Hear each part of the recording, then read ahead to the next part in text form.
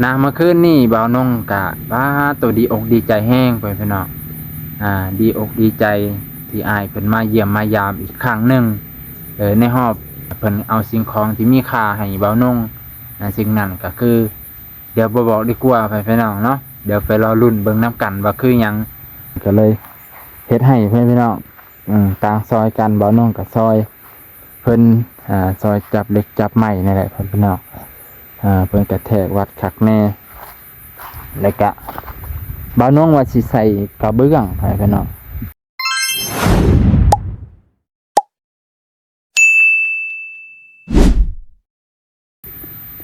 สบายดีพ่อแม่พี่น้องเบิดสุขคนที่เคารพบ่ว่าจะเป็น FC เก่า FC ใหม่บ่ว่าจะเป็นอยู่ในประเทศและต่างประเทศก็สบายดีเด้อพ่อแม่พี่น้องและสวัสดีครับพ่อแม่พี่น้องที่อยู่ประเทศไทยนะมื้อนี้ขอยินดีต้อนรับเข้าสู่ช่องบ่าวนงพาเลาะคือเก่าพ่อแม่พี่น้องซึ่งก็ช่วงเช้ามื้อนี้ก็หลังจากที่เช้านี้ก็เฮ็ดงานไปสักพักหนึงนะหลังจากนั้นก็กินข้าวกินน้ำแล้วมื้อนี้ว่าสิเฮ็ดห้องน้ำแต่ว่าอ้ายก็บ่อยู่พ่อแม่พี่น้องก็เลยเฮ็ดในช่วงเช้าประมาณ 6 โมง6 โมง 7 โมงก็ได้เฮ็ดแล้ววันนี้อ้ายก็บ่อยู่อ้ายไปธุระเพิ่นไปเกี่ยวข้าวซอยเพิ่นมาขอแห้งพ่อแม่พี่น้องซึ่งก็ทางเขตบ่าวนงเพิ่นก็ยังขอเหือขอแห้งกันอยู่พ่อแม่พี่น้องนะเพื่อจะให้เกี่ยวข้าวแล้วทันเวลาเพราะว่ามื้อนี้ก็ถือว่าอากาศแดดแน่เพิ่นก็เลยเฝ้าเกี่ยวเดี๋ยวฝนจะมาอีกพ่อแม่พี่น้องบ่ไหนบ่นอนเพิ่นก็เลยขอเหือขอแห้งให้อ้ายบ่าวนงไปซอยนะบางคนก็เพิ่นน่าจะเกี่ยวแล้วแต่ว่านี่ไปมัดซอยไว้พี่น้องมัดแล้วเพิ่นอาจจะปั้นให้เรียบร้อยไปพี่น้องเมื่อคืนนี่บ่าวนงกะว่าตัวดีอกดีใจแห้งไปพี่น้องดีอกดีใจที่อายเพิ่นมาเยี่ยมมายามอีกครั้งหนึ่งในรอบเป็นเดือนก็บ่จักเกือบในรอบ2 สัปดาห์ไปพี่น้องเนาะเกือบ2-3 สัปดาห์ไปเนาะนั่นก็คือบ่าวแสนมาหาบ่าวนงไปพี่น้องเพิ่นมาหาช่วงประมาณ 6 โมงกว่าๆมันก็มืดแล้วเนาะเพื่อมาฮอดบ่าวนงพอเพิ่นก็วิ่งเฮ็ดธุระหลายอย่างไปพี่น้องนะเพื่อสิมาฮอดบ่าวนงก็ค่ำพอดีแต่ว่าก็จังใดก็ดีอกดีใจแฮงบ่าวนงก็รอคอยวันที่รอคอยก็ได้มาฮอดแล้วเพิ่นเอาสิ่งของที่มีค่าให้บ่าวนงสิ่งนั้นก็คือเดี๋ยวบ่บอกดีกว่าไปพี่น้องเนาะเดี๋ยวไปรอลุ้นเบิ่งน้ำกันว่าคือหยังเพิ่นเอาให้บ่าวนงให้มานั่นก็คือคุณแม่นั่นแหละคุณแม่เพชรนะที่เพิ่นได้ซอยเหลือบ่าวนงไปพี่น้องอันนี้ก็ขอบขอบใจขอบคุณแม่หลายๆขอให้เพิ่นอยู่ดีมีแรงเจ็บอย่าได้ใครอย่ามีสุขภาพแข็งแรงร่ำรวยเงินทองให้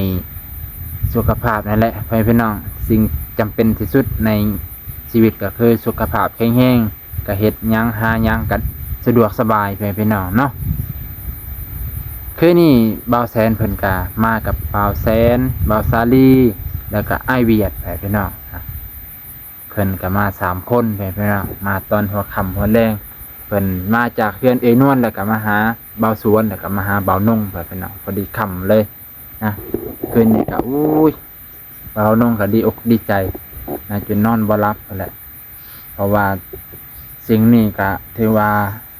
จำเป็นนั่นแหละพี่น้องในการที่จะเฮ็ดห้องน้ำให้มันสำเร็จถ้าบ่มีตัวนี้มันก็บ่เป็นห้องน้ำพี่น้องนะเดี๋ยวไปเบิ่งห้องน้ำดีกว่าพี่น้องว่าบ่าวนงเฮ็ดฮอดไซด์แล้วกำลังเฮ็ดหยังแน่นะเพราะว่าช่วงหนึ่งบ่าวนงก็ขอโทษขออภัยเกี่ยวเข่าเจ้าของคนเข่าเจ้าของเกี่ยวเข่าซอยร้านแน่แล้วก็เฮ็ดคนเกี่ยวเข่าซอยเอื้อยนำพี่น้องมันบ่มีผู้ใดในเฮือนก็มี2 คนอ้ายกับน้องนะพ่อแม่พี่น้องก็เลยเจ้าของบ่ได้เฮ็ดหน้าก็ไปซอยเพิ่นพี่น้องไปซอยเพิ่นพอให้เพิ่นได้แบ่งเข้าให้ให้บ่ให้ก็บ่ฮู้แต่ว่ายามเพิ่นให้เฮาก็เอาไว้ก่อนพี่น้องนะต่อมื้อนี้ก็สิพาเบิ่งห้องน้ำบ่าวนงนะพี่น้องว่ามันเป็นจังไดโอเคบ่สามารถตำหนิติชมได้นะพี่น้องว่าตัวใดมันคักตัวใดมันบ่คักบ่าวนงก็สิได้แก้ทันณเวลานี้ คลิปนี้อาจจะโหลดอัปโหลดช่วงบ่ายๆพ่อแม่พี่น้องนะไปเบิ่งน้ำกันพ่อแม่พี่น้อง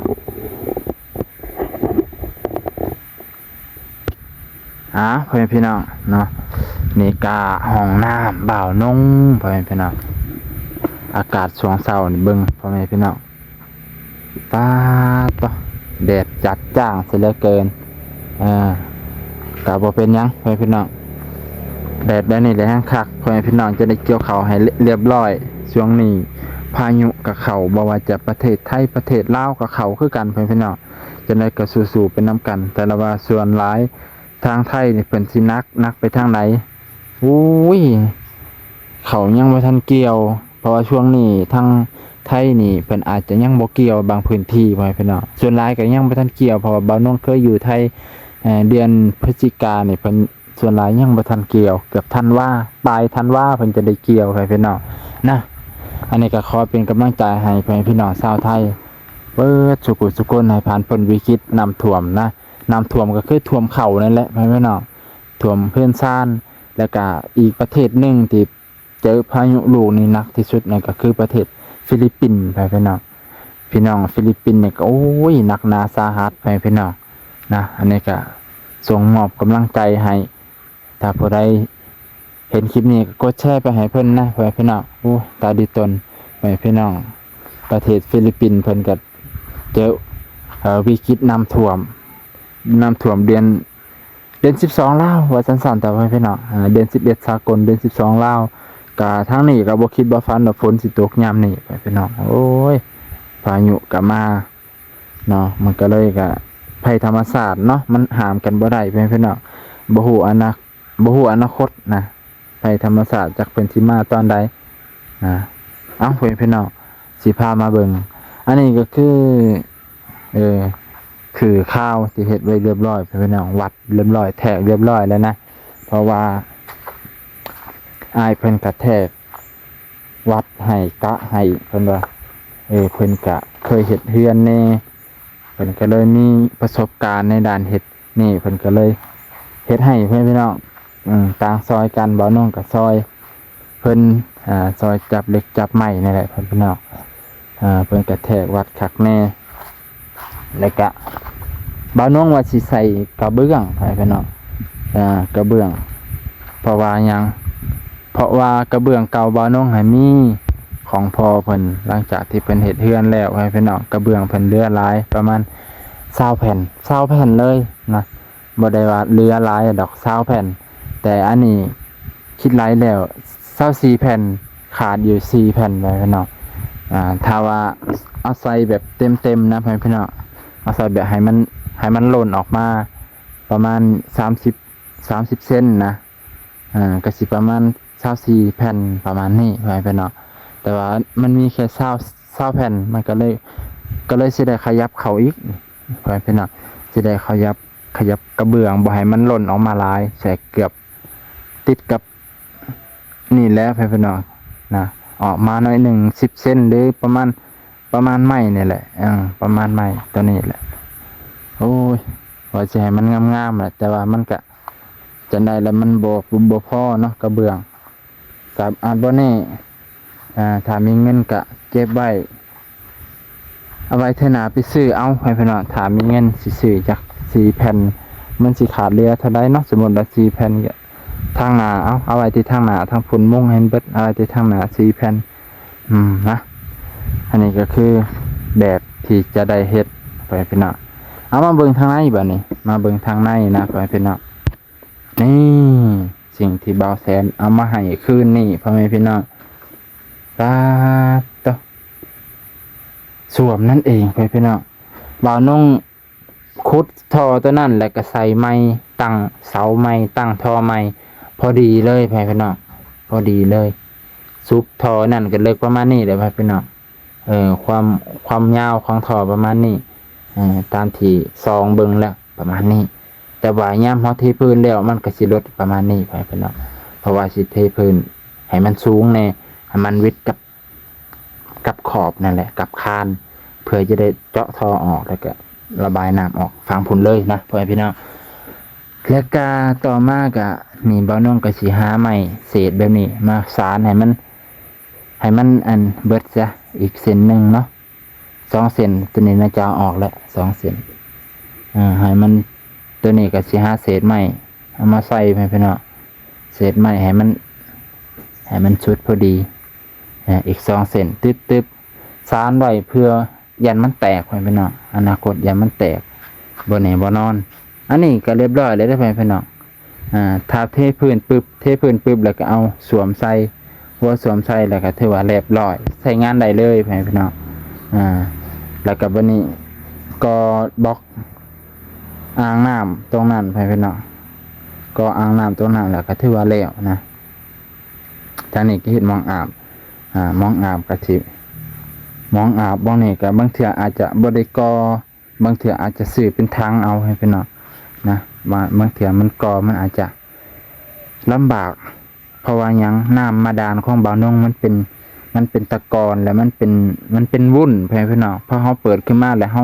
ปะไว้โดนๆแล้วมันเป็นวุ้นพี่น้องนะวุ้นเป็นสีแดงๆนะก็เลยแบบว่ามันต้องในใจอยากใส่ถังมันเพราะว่าได้ทำความสะอาดตลอดนะพี่น้องให้พื้นที่มันกว้างเพื่อจะได้ซักผ้าซักแพรน้ำคิดว่าจังซั่นพี่น้องเนาะโอเคมานี่บ่าวน้องก็สิอัปเดตห้องน้ำเพียงเท่านี้พี่น้องเบิดสุคนที่เคารพสิ่งเก่าสิ่งเคยจะได้ก็ฝากกดไลค์กดแชร์กดติดตามเพื่อเป็นกำลังใจให้บ่าวน้องนะพี่น้องลืมบอกว่านี่พี่น้องประตูนี่ก็เอาจากเศษไม้เก่าให้พี่น้องเศษไม้เก่าไม้ดูคักแน่ได้พี่น้องแดงแป๊ดเลยได้นี่นะเห็นบอกพี่น้องแดงเลยได้นี่คำว่าไม้ดูคักเดี๋ยวว่าไม้ของแท้เลยนะพี่น้องไม้ดูเลยพี่น้องแต่ว่าก็เอาของเก่ามาใส่นะประตูเก่าเพราะฝั่งนี้มันสิมีอันนี้พี่น้องแต่ว่าฝั่งนี้สิบ่มีที่ว่าเพิ่นเจอแต่ก็บ่เป็นหยังพี่น้องเพิ่นอายเพิ่นว่าสิต่อไม้ขึ้นต่อไม้ขึ้นแล้วค่อยกะท่านี้ก็ต่อคือกันพี่น้องถ้าบ่ต่อมันต่ำโพดนะพี่น้องโอเค